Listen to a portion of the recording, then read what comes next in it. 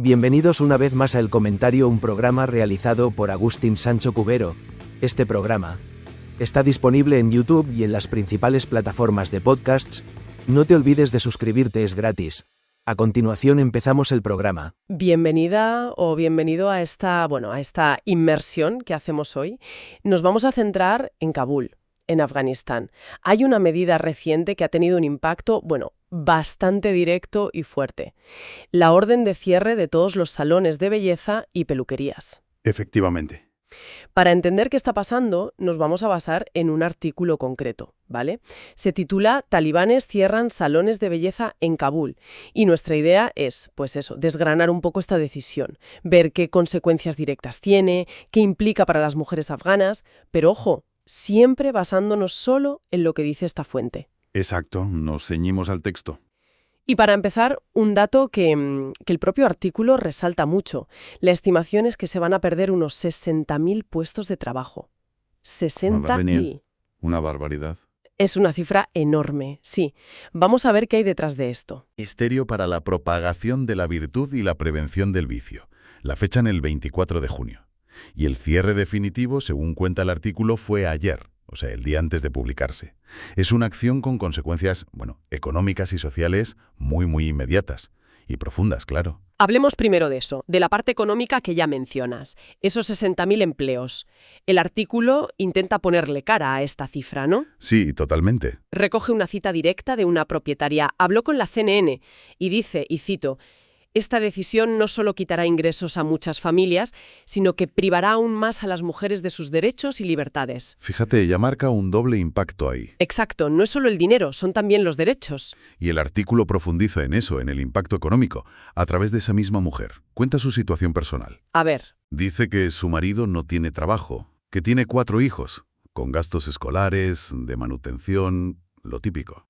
Y su frase, tal cual la recoge la fuente, es tajante. ¿Qué dice? Este salón de belleza es la única fuente de ingresos para alimentar a mi familia. La única. El texto usa este caso para que veamos que estos negocios no eran un extra, ¿sabes? Eran el pilar para muchas familias. Es que ese testimonio le pone cara a esos 60.000 empleos perdidos. Y también es llamativo el desconcierto que expresa esta mujer, según leemos. Sí, eso también. Dice, no entiendo por qué tienen que prohibirse los salones de belleza. Ninguna mujer está mostrando en público su rostro con maquillaje. Ya están usando el hijab en público. El hijab, la pañoleta islámica, sí. ¿Qué nos dice el artículo sobre esa aparente falta de lógica que ven las afectadas? A ver, lo que el texto parece sugerir con esa cita es como una desconexión, ¿no? Entre la orden y la realidad que ellas vivían, o al menos como ellas la percibían. La fuente presenta el argumento de la mujer como diciendo, «¿Pero si ya cumplimos las normas de vestimenta?».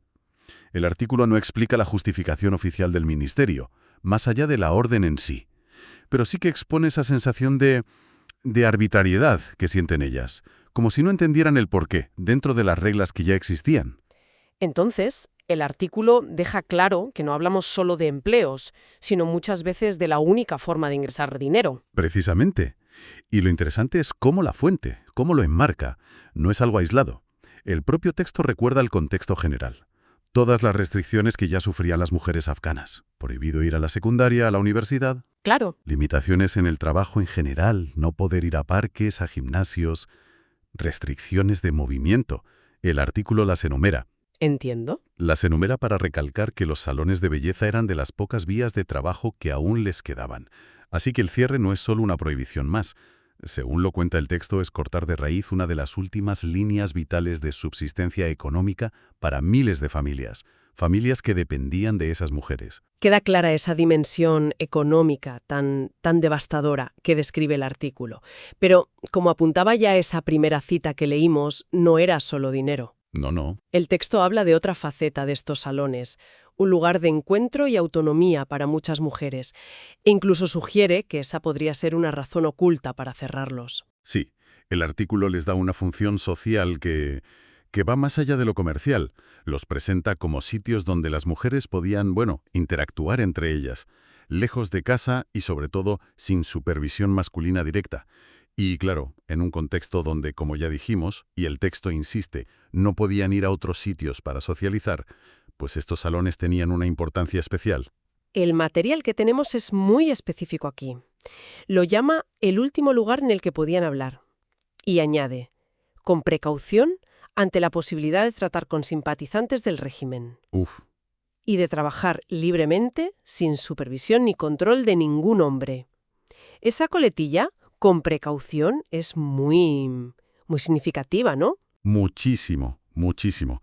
Indica que incluso en ese supuesto refugio de autonomía, la libertad no era total. El artículo sugiere que siempre estaba esa conciencia de vigilancia, ¿sabes? El riesgo al hablar. No era un espacio totalmente seguro o ajeno al régimen, pero sí era el último eslabón, el último de una cadena de espacios sociales que habían ido cerrando.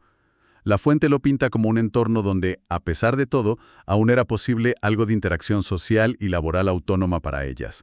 Con cautela, pero posible. Entonces, si juntamos esto con las prohibiciones anteriores, que el mismo texto menciona, escuelas, parques, gimnasios, universidades, cerrar estos salones, tal como lo cuenta la fuente, no es solo cerrar negocios. No, ¿qué va? Según la narrativa del artículo es mucho más. Es eliminar una esfera vital de vida social y autonomía. Una esfera que ya era precaria, limitada, pero vital.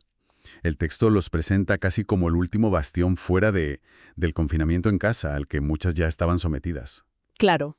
Es la desaparición de un respiro, de un lugar de camaradería, de independencia económica y personal, por muy restringido que ya estuviera.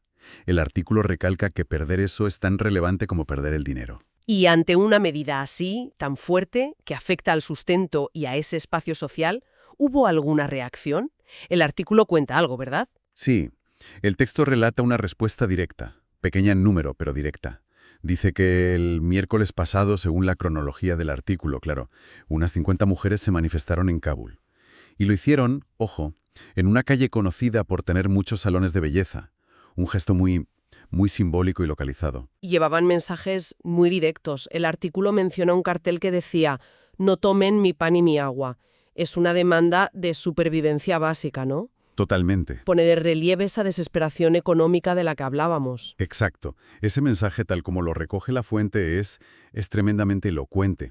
No pide derechos abstractos primero, pide lo más básico: comer, beber, sobrevivir. El artículo usa ese detalle para subrayar que la protesta salía de una necesidad vital, urgente, y además el texto cita a una manifestante a través de Al Jazeera. ¿Qué dice? Explica la intención. Organizamos esta protesta para hablar y negociar. O sea, la fuente presenta la manifestación no solo como un acto de desesperación, sino también como un intento de abrir un diálogo con las autoridades. Un intento de diálogo que, por lo que describe el artículo, no tuvo éxito. ¿Cómo cuenta la fuente la respuesta de las fuerzas de seguridad? Pues el relato que da la fuente es de una respuesta contundente, represiva. Describe que usaron mangueras de bomberos, pistolas Taser y que hicieron disparos al aire para dispersarlas. No se menciona en el texto ningún intento de hablar por parte de las autoridades. De hecho, la misma manifestante que citábamos antes añade según el artículo: nadie vino a hablar con nosotras, a escucharnos. Vaya. No nos hicieron caso y al rato nos dispersaron con tiros aéreos y cañones de agua. Es un contraste muy fuerte el que presenta el texto. Buscar diálogo por un lado y recibir fuerza por el otro. Sí. El episodio, tal como lo cuenta la fuente, es muy significativo en eso. Muestra, por un lado, una protesta pacífica centrada en la subsistencia, con voluntad de negociar. Y por otro lado, describe una respuesta que en lugar de atender esa petición, usa métodos de dispersión violentos. El artículo, al contar esta secuencia, ilustra muy gráficamente la postura de las autoridades ante la disidencia femenina, al menos en este caso. Pinta un cuadro donde la confrontación gana a la conversación, según este relato. Más allá de las cifras generales y de la protesta, el artículo también entra en el impacto humano. Usa testimonios personales, recogidos anónimamente por la BBC. Son relatos que ponen, nombre y emoción a las estadísticas. Sí, y estos testimonios son cruciales para entender la profundidad del impacto que el artículo quiere transmitir. Van más allá de la economía o la política. Tocan la fibra emocional, la psicológica. Por ejemplo, cuenta la historia de una chica de 23 años. Relata cómo reaccionó la dueña del salón donde trabajaba al enterarse. Dice, se sorprendió mucho y comenzó a llorar. Y añade algo que ya hemos oído, pero que aquí suena más íntimo. Ella es el sostén de su familia. Otra vez ese rol económico vital, pero ahora con la emoción del llanto, de la sorpresa. Exacto. El artículo usa esa anécdota para reforzar el vínculo entre la orden administrativa y la angustia personal, familiar, inmediata. El llanto de la dueña no es solo por perder el negocio. Es, como sugiere el texto, por la crisis de subsistencia que se le viene encima a su familia. Hay otro testimonio que describe el ambiente en un salón justo cuando se supo la orden. Un mes antes del cierre, una mujer estaba tiñéndose el pelo. Sí, lo recuerdo. Y cuenta, ni siquiera podía mirarme al espejo cuando me estaban haciendo la ceja. Todas estaban llorando. Hubo silencio. Es una imagen muy potente la que dibuja el artículo ahí. Sí, sí. Transmite una atmósfera de shock colectivo, de pena compartida.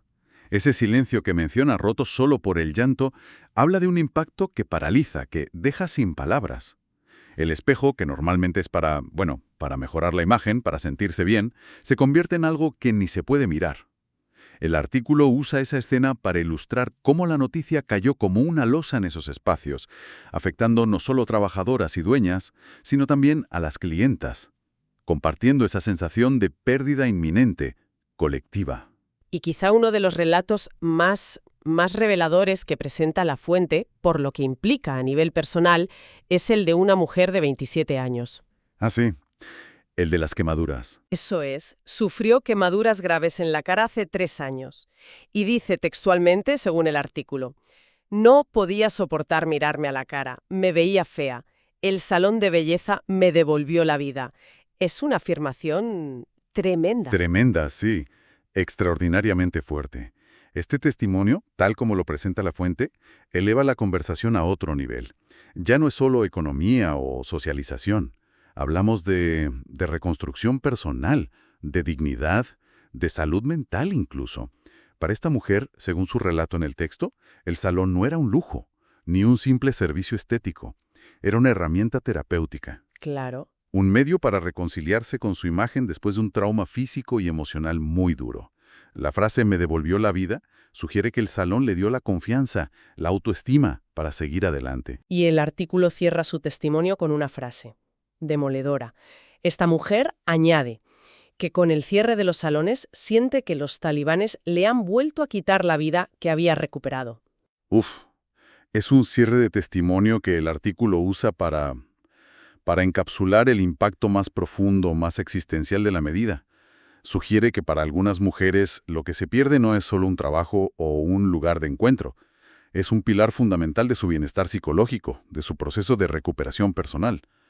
La Fuente, al destacar esta historia, parece querernos decir que las consecuencias de esta orden van mucho más allá de lo visible, de lo cuantificable.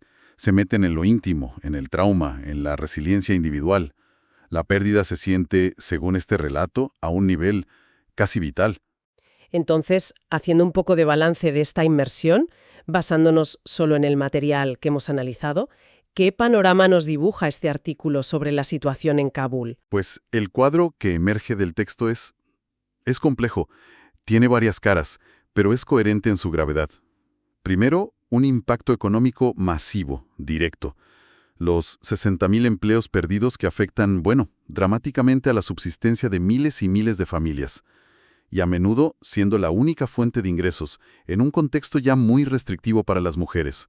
Eso por un lado. Vale. Segundo, subraya la eliminación de un espacio social crucial, descrito como el último lugar para la interacción, la autonomía, el trabajo sin supervisión masculina directa, aunque fuera un sitio donde ya había que ir con precaución. Además, el artículo documenta una respuesta a esto, una protesta centrada en lo básico, pan y agua, que buscaba diálogo, pero que, según el relato, fue recibida con represión violenta por las fuerzas de seguridad. Se frustró ese intento de negociar. Y finalmente, y quizás lo más conmovedor que presenta La Fuente, es el impacto personal y emocional tan profundo. A través de esos testimonios anónimos, el artículo nos muestra el shock, la angustia, el llanto, y en casos como el de la mujer con quemaduras, la sensación de perder un ancla vital para la propia identidad, para la recuperación. No es solo una política, es una medida que, según estos relatos, afecta a la esencia misma de la vida de muchas mujeres. Bien, pues creo que hemos desgranado bastante bien lo que nos cuenta esta fuente específica. Y quizás Una reflexión final que sale directamente de la información que hemos visto en este artículo. El texto insiste mucho en describir estos salones como el último lugar de interacción social y laboral relativamente autónomo para ellas. Un lugar donde además ya se movían con precaución. Si este último reducto, que ya era precario, ha sido eliminado, como informa el artículo, ¿qué preguntas nos deja esto sobre el futuro inmediato? Sobre la vida pública, la autonomía, las pocas oportunidades que aún les quedaban a las mujeres afganas, siempre basándonos en la trayectoria que dibuja este relato concreto. Es una pregunta importante, sí. El propio texto, al exponer estos hechos y testimonios, parece dejar flotando esa inquietante pregunta sobre los caminos que se cierran y las perspectivas que se van desvaneciendo. Es algo sobre lo que reflexionar a partir de la información que hemos analizado hoy. Hasta aquí esta edición del programa del comentario, un programa realizado por Agustín Sancho Cubero. Este programa está disponible en YouTube y en las principales plataformas de podcasts. Hasta la próxima edición del programa. Muchas gracias. Dirección y realización Agustín Sancho Cubero.